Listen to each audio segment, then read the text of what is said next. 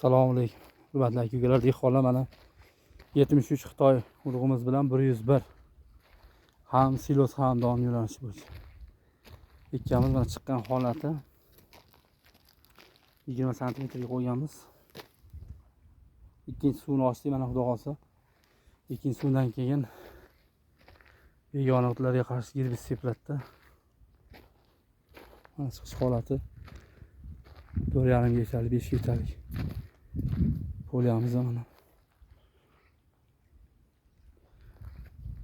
100% chiqqan, xudo xolsa. 98-99% chiqqan deyman.